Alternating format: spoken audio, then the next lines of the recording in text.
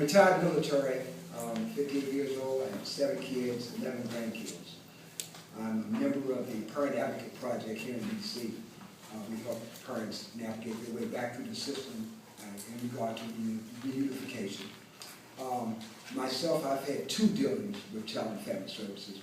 One while on active duty with the military. I was not aware that my children were being abused educationally. My wife did not allow them to go to school.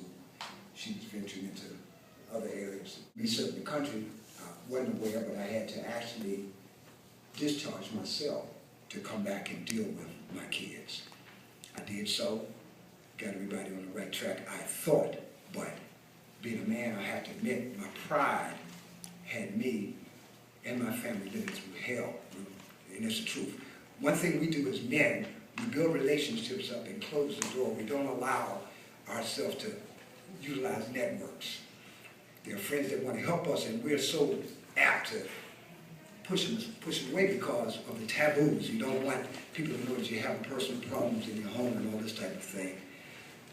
I thought I had everything intact, found out my kids were going crazy. They were hurt. They were traumatized by the things that my wife had did, but believe it or not, I played a part myself because while I'm busy serving my country, I was not serving my family. Today, through the grace of God, I'm just the happiest man on earth because I'm getting ready to bring in my 12th grandchild.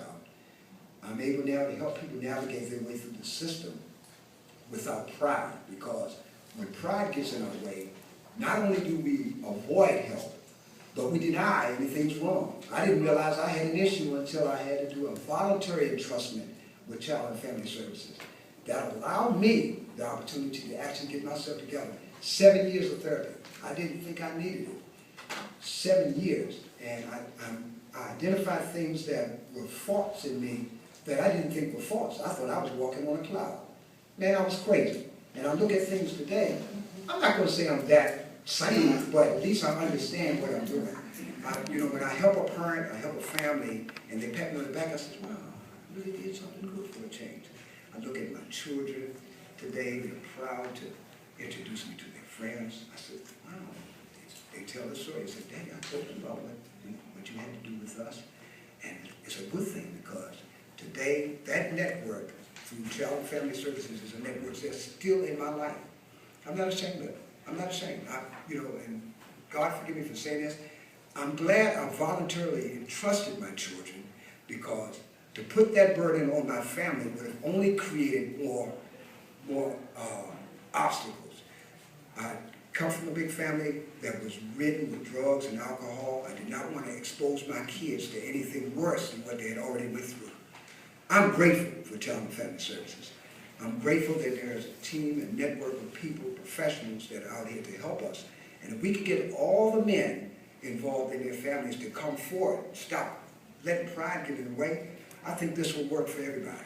I really, really do. I'm not saying voluntary entrustment is the answer, but we need to take time to get ourselves right so we can lead our families. Because what we've done, I know what I've done, I put mine through hell. And I'll never do that again. I'll never stand and watch another man put his family through hell.